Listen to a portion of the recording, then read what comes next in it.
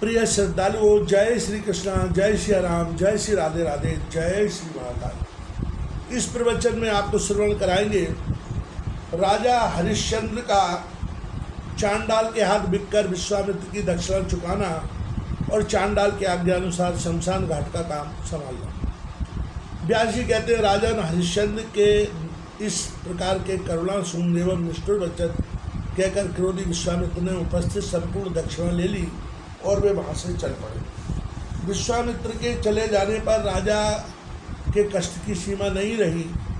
वे बारंबार सांस खींचते हुए नीचा मुंह करके उच्च स्वर से कहने लगे, मैं धन से बिक जाने वाला होने के कारण प्रेत बन गया।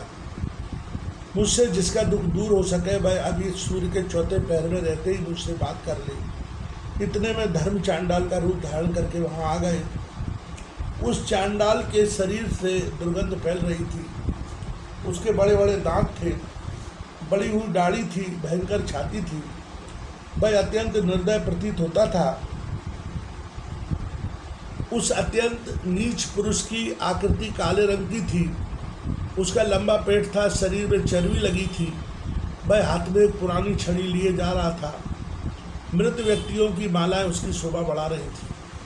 चांडाल ने कहा, मैं तुम्हें दास के पद पर नियुक्त करना चाहता हूँ। एक नौकर की मुझे विशेष आवश्यकता है। बताओ तुम्हारे लिए कितना मूल्य देना चाहिए। व्यास जी कहते हैं, राजन, उस चांडाल का वेश बड़ा ही डरावना था। उसके अंग अंग में निर्दयता भरी थी। इस प्रकार के दुराचारी चांडाल को बात करते देखकर महाराज हरिश्चंद्र ने उससे पूछा, अजी तुम कौन हो? चांडाल बोला, राजेंद्र, मैं एक चांडाल हूँ। यहाँ सब लोग मुझे प्रवीर कहते हैं। तुम सदा मेरी आज्ञा में रहो। मृत व्यक्ति का कफन लेना तुम्हारा काम। इस प्रकार चांडाल ने जब राजा हरिश्चंद्र से कहा तब वे उसके प्रति बोले, मेरा तो ऐसा विचार है कि विप्र अथवा क्षत्रिय इनमें से कोई भी मुझे अपना दास बना दे। व्यास जी कहते हैं, महाराज हरिश्चंद्र चांडाल से हम बात कर ही रहे थे कि तपोनिधि विश्वामित्र वहाँ आ पहुँचे। उनकी आंखें क्रोध से चली हुई थी। उन्होंने राजा से क्रूरतापूर्वक कहा, यह चांडाल तुम्हारे मन के अनुसार धन देने के लिए तैयार है, फिर तुम इसे लेकर मेरी यह अवशेष रकम क्यों नहीं चुका देते? राजा ने कहा, भगवान, कौशिक में अपने को सूर्यवंश में उत्पन्न समझता हूँ, अतः धन के लोभ से चांडाल की दास्ता में कैसे जाऊँगा? विश्वामित्र बोले, यदि तुम स्वयं चांडाल के हाथ बिककर उससे प्राप्त हुआ धन मुझे नहीं दोगे तो मैं तुम्हें अभिशाप दे दूंगा। चांडाल अथवा विप्र किसी से भी लेकर तुम मेरी दक्षिणा की रकम अभी चुका दो। इस समय चांडाल के सिवा दूसरा कोई भी व्यक्ति तुम्हें धन नहीं दे सकता और धन पाए बिना मैं जाऊंगा नहीं, यह निश्चित है। मनुजेंद्र, यदि तुम अभी मेरा धन नहीं दोगे तो दिन के चौथे पैर की आधी घड़ी और बीत जाने पर मैं शाप रूपी अग्नि से तुम्हें भस्म कर दूंगा। व्यास जी कहते हैं, राजन, उस समय महाराज हरिश्चंद्र मृतक के समान निश्चेष्ट हो गए। उनके धैर्य का बांध टूट चुका था। प्रसन्न होइए एवं कहते हुए उन्होंने विश्वामित्र के दोनों चरण पकड़ लिए। हरिश्चंद्र ने कहा, विपर से मैं आपका अत्यंत दुखी सेवक हूँ। मेरी स्थिति बड़ी दयनीय है। विशेषता यह है कि मैं आपका भक्त भी हूँ। चांडाल के संपर्क में रहना मेरे लिए महान कष्टप्रद है, अतः मुझ पर कृपा कीजिए। शेष धन चुकाने के लिए मैं आपके अधीन होकर सेवा कार्य संपन्न करूँगा।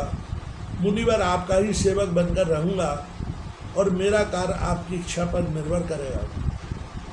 विश्वामित्र बोले, महाराज, बहुत ठीक, ऐसा ही हो। तुम मेरे ही सेवक बन जाओ, परंतु राजन, शर्त यह है कि तुम्हें सदा मेरी आज्ञा का निर्विरोध पालन करना होगा।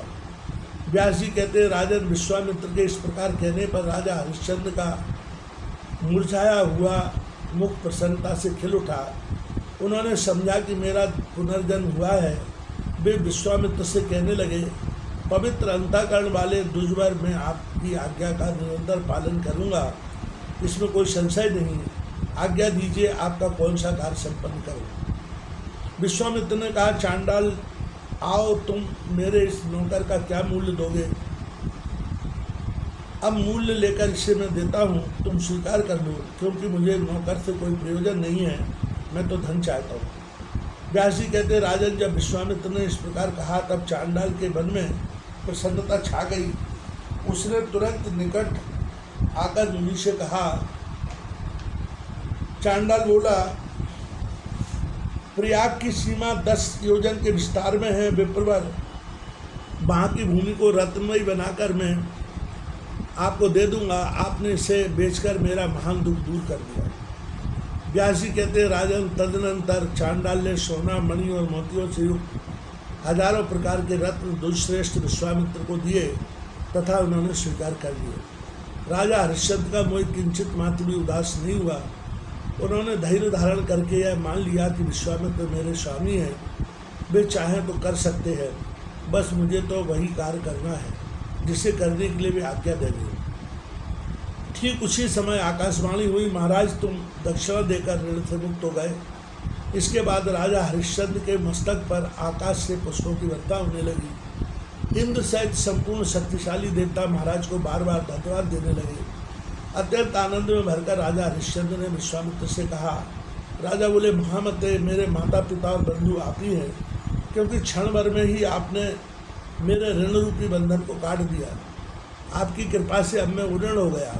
महाभाव, आपका वचन मेरे लिए कल्याणप्रद है, कहिए कौन सा कार्य संपन्न करूं।